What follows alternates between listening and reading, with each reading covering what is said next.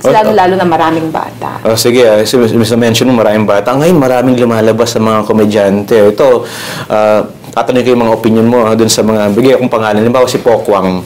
Ano masasabi mo sa style ng comedy niya? Okay po si Pokwang. Saludo po ako sa kanya. Wala akong maiano na negative po sa kanya kasi I'm sure naman na pag sinabi mong Pokwang, pag bumanat yan, bagay naman sa kanya, kanyang dalhin. At saka, wala naman ako nakitang bastos. Vice ganda. Vice ganda. Well, ito dahil hindi po ako nandun at that time na nasa Singapore.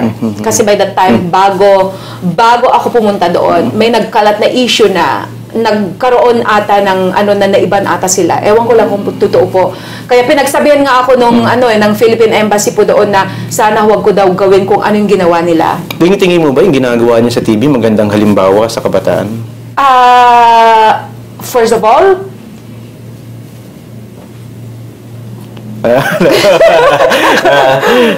ano sabi mo? Kung yung mga ibang of course yung mga conservative o kay of course para sa kanila hindi maganda. Hindi maganda. Pero ako po, since ako naman ay entertainer din po ako at alam ko po na kung minsan they have to do that just for the sake na maka-entertain sila, just for the sake na magkaroon sila ng ng rating or whatever. Well, nasa kanila po yun decision po nila yon. Pero as far as I'm concerned, ang isang komedyante, meron pa rin dapat limitasyon. May limitasyon. Dapat. Unless na nandun ka talaga sa isang place na alam mo ay lahat ay mature. Let's say in a club. Sa club, yung comedy bar. Comedy bar. Kasi lahat yan mature eh. Tsaka pero pagdating sa... Hindi ka ready eh. Exactly.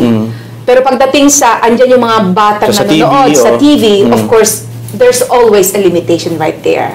Kaya, kung ano dapat yung ginagawa nila sa isang private bar na puro mga mature ang nandoon na audience nila, dapat hindi pwedeng gawin doon sa general audience, lalo-lalo na maraming bata. At lalo-lalo na marami ring mga tao katulad yung, hindi lang mga bata meron din yung mga nakakatanda na para sa kanila, it's too much already. Hindi pare-parehong audience. So, kailangan piliin din, depende sa audience. Okay, audience, moralidad. Konsepto mo ng moralidad, ano ba yung moral sa'yo, ano immoral? Okay, kung ano yung immoral, yun yung mga bagay na pagdating sa mga conservative people, o kaya, alam mo na yung mga value, kasi ang values pa rin ng Filipino kung minsan, medyo limitado pa rin Kung i-compare mo pagdating sa European people o kaya mga American people, medyo mas iba ang kanilang Pero pagdating sa Pilipino, kailangan pa rin kasi na sundin pa rin natin kung ano yung values natin. Pero kailangan di ba mag-evolve na tayo?